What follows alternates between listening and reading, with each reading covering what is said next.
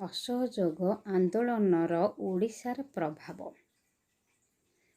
କେବେ ଗାନ୍ଧୀଜୀ ନିଖିଳ ଭାରତ ଖିଲାଫତ ସମ୍ମିଳନୀର ସଭାପତି ଭାବେ ନିର୍ବାଚିତ ହୋଇଥିଲେ।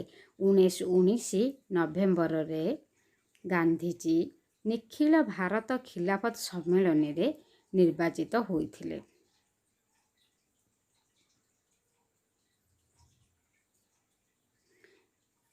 କେଉଁ ତାରିଖରୁ ଭାରତ ଶାସନ ଆଇନ 1919 ପ୍ରଚଳିତ ହେଲା?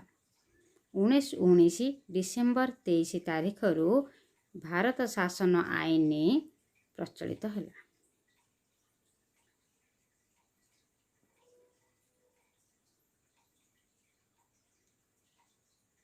ଅସହଯୋଗ ଆନ୍ଦୋଳନ ସମୟରେ କାହାର ପରିଦର୍ଶନକୁ ସତ୍ୟାଗ୍ରହ ମାନକ ଦ୍ୱାରା ବାସନ୍ଦ କରାଯାଇଥିଲା? ୱେଲସର ଯୁବରାଜଙ୍କ ପରିଦର୍ଶନକୁ ସତ୍ୟାଗ୍ରହ ମାନକ ଦ୍ୱାରା ବାସନ୍ଦ କରାଯାଇଥିଲା।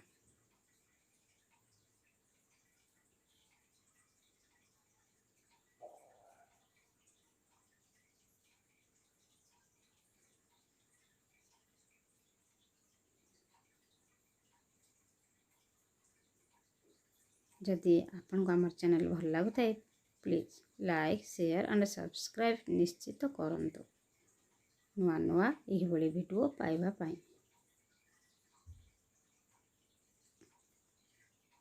କେଉଁ ସ୍ଥାନରେ ଅନୁଷ୍ଠିତ କଂଗ୍ରେସର ବାର୍ଷିକ ଅଧିବେଶନରେ ଅସହଯୋଗ ଚାଲୁ ରଖିବା ପାଇଁ ନିଷ୍ପତ୍ତି ନିଆଗଲା?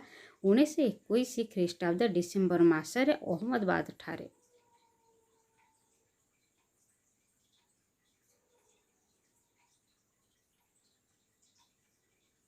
ମହାତ୍ମା ଗାନ୍ଧୀ କେଉଁ ଦିନ କଟକ ଜନସମାବେଶକୁ ଉଦ୍ବୋଧନ ଦେଇଥିଲେ?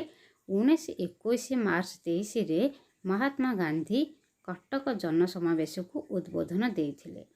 1921 ମାର୍ଚ୍ଚ 23।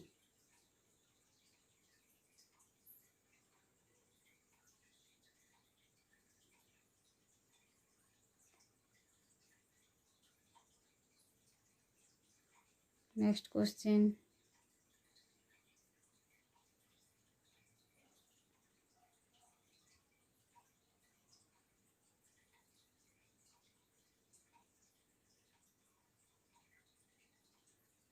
କାହାର ପ୍ରେରଣାରେ ସମ୍ବଲପୁର ଜିଲ୍ଲା ସ୍କୁଲରେ ଛାତ୍ରମାନେ ଅସହଯୋଗ ଆନ୍ଦୋଳନରେ ଯୋଗ ଦେଇଥିଲେ?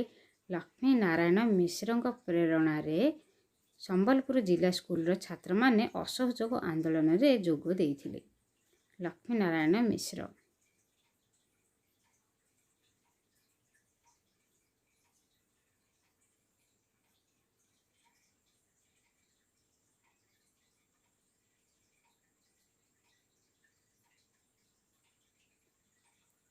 ଅଳକା ଆଶ୍ରମ କେଉଁଠାରେ ଅନୁଷ୍ଠିତ ହୋଇଥିଲା? ଅଳକା ଆଶ୍ରମ ଜଗତସିଂହପୁର ଠାରେ ପ୍ରତିଷ୍ଠିତ ହୋଇଥିଲା।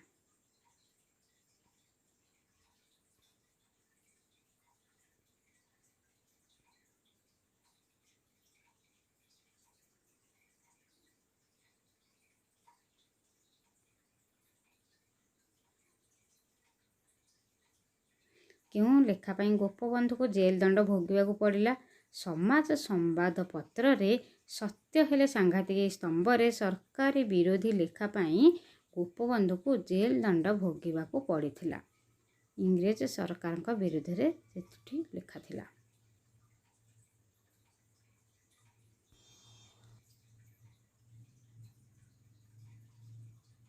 କନିକା ପ୍ରଜା ଆନ୍ଦୋଳନରେ କନିକାର ରାଜା କିଏ ଥିଲେ? ରାଜେନ୍ଦ୍ର ନାରାୟଣ ଭଞ୍ଜଦେଓ କନିକା ପ୍ରଜା ଆନ୍ଦୋଳନରେ କନିକା ରାଜା ଥିଲେ।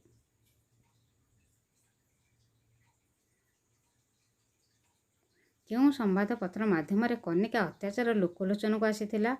ସମାଜ ଓ ଉତ୍କଳ ଦୀପିକା ମାଧ୍ୟମରେ କନିକାର ଅତ୍ୟାଚାର ଲୋକଲୋଚନକୁ ଆସିଥିଲା।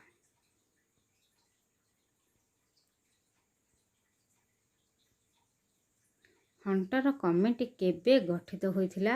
1919 ଅକ୍ଟୋବର 14 ତାରିଖରେ ହଣ୍ଟର କମିଟି ଗଠିତ ହୋଇଥିଲା। କେଉଁଟି ଅସହଯୋଗ ଆନ୍ଦୋଳନ ସହିତ ସମ୍ପୃକ୍ତ ନୁହେଁ? ଅସ୍ପୃଶ୍ୟତା ବର୍ଜନ ଅସହଯୋଗ ଆନ୍ଦୋଳନ ସହିତ ସମ୍ପୃକ୍ତ ନୁହେଁ।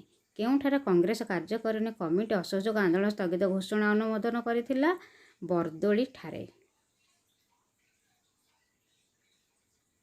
କିଏ ଓଡ଼ିଶା ପ୍ରାଦେଶିକ କଂଗ୍ରେସ କମିଟିର ପ୍ରଥମ ସଭାପତି ଥିଲେ?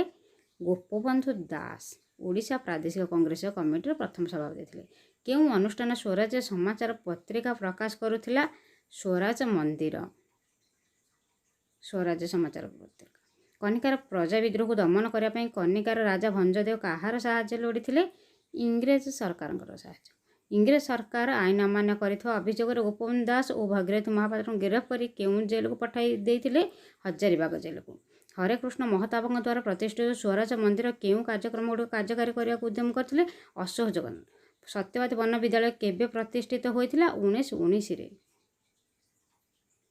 ଓଡ଼ିଶାର ଅସହଯୋଗ ଆନ୍ଦୋଳନ ଗତି କେଉଁ କାରଣ ପାଇଁ କ୍ଷିପ୍ରତର ହୋଇ ଉଠିଲା? ଗାନ୍ଧିଜୀଙ୍କ ଓଡ଼ିଶା ଆଗମନ ଯୋଗୁଁ। ଗାନ୍ଧିଜୀ କେବେ ବାରିଷ୍ଟର ପଢ଼ିବା ପାଇଁ ଇଂଲଣ୍ଡ ଯାତ୍ରା କରିଥିଲେ? 1888 ମସିହାରେ। କିଏ ଇଣ୍ଡିଆ ୱିନ୍ସ ଇଟ୍ ଡମ୍ ଫ୍ରି ନାମକ ପୁସ୍ତକ ଲେଖିଥିଲେ? ଆବୁଲ କଲାମ ଆଜାଦ। ସେଭର୍ସ ଚୁକ୍ତି କେଉଁ ଦେଶ ଉପରେ ଲଦି ଦିଆଯାଇଥିଲା? ତୁର୍କୀ ଉପରେ। 1920 ଅଗଷ୍ଟ 1 ତାରିଖ ଦିନ କାହାର ଦେହାନ୍ତ ହୋଇଥିଲା? ବାଲ ଗଙ୍ଗାଧର ତିଳକଙ୍କର।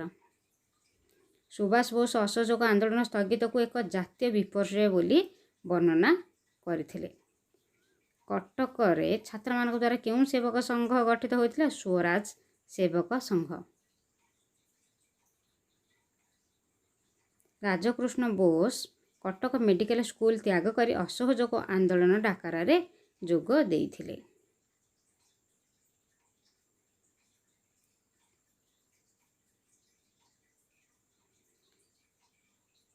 ଆପଣଙ୍କୁ ଯଦି ଆମର ଚ୍ୟାନେଲ ଭଲ ଲାଗିଥାଏ ତେବେ ନିଶ୍ଚିତ ଭାବରେ ଲାଇକ୍, ସେୟାର ଆଣ୍ଡ ସବସ୍କ୍ରାଇବ୍ କରନ୍ତୁ, ଯଦ୍ୱାରା କି ଆମେ ଏହିଭଳି ଭିଡ଼ିଓ ଆହୁରି ପ୍ରୋଭାଇଡ଼ କରିବା ପାଇଁ ସକ୍ଷମ ହେବୁ।